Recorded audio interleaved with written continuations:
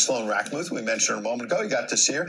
She's an outstanding mom there in the great state of North Carolina and joins us frequently from the Education First Alliance. Good morning and welcome back, first of all. Good morning. Good morning. Welcome back. I just want to say at the outset, Ed, your gift's in the mail for your birthday. Oh, that's so nice. It's July, so you have time. You have a little while. But I will make sure I text you my address. Okay. But you're always so sweet. Absolutely. But you brought us a story that's not so sweet. Let's put this up. So you can't believe it, but you posted this. Toddlers receive, quote unquote, toddlers, gender transition treatment at Duke, UNC, and ECU. Obviously, most people would understand that's the University of North Carolina. I'm assuming Eastern Carolina as well. What's going on in the Tar Heel State?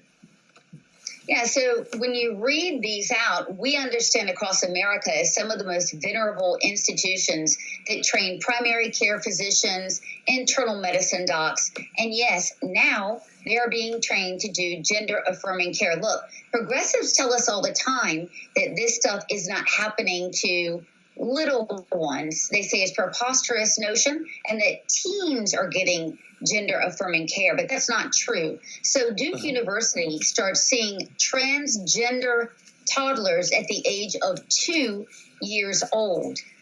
Just down the road at UNC, 3 years of age. By the way, they're on the run. They've taken all of their documents down since we've done our reporting.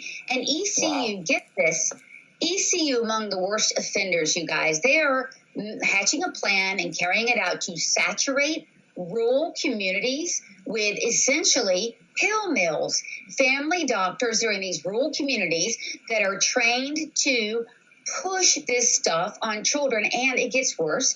They are already ECU. They're already in schools via telepsychiatry, and the age of consent in North Carolina is 0 for mental health. And they're also training. Yeah, and they're training. I know it keeps getting worse. They're training teachers. In essence, salespeople to push this.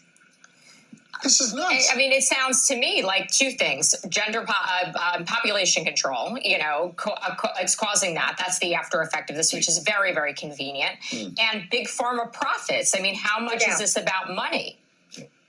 Well, I'm so glad you mentioned that because we have a bill here called the Youth Protection Act. So in North Carolina, we're into what's called crossover dates. And it means, when a bill has to be voted on in the House and the Senate to be, taken up with the whole body of the General Assembly. So it's House Bill 808, if you're a nerd about this stuff, the Youth Protection Act. Get this, the draft, beautiful. It had everything that we wanted. No hormones on minors, parental consent, a clause where parents could sue, and whistleblower protections for doctors who see this shenanigans and this malpractice really in their clinics and can feel free to come out and report it. Would you know that the House Health Committee yesterday stripped everything out of it?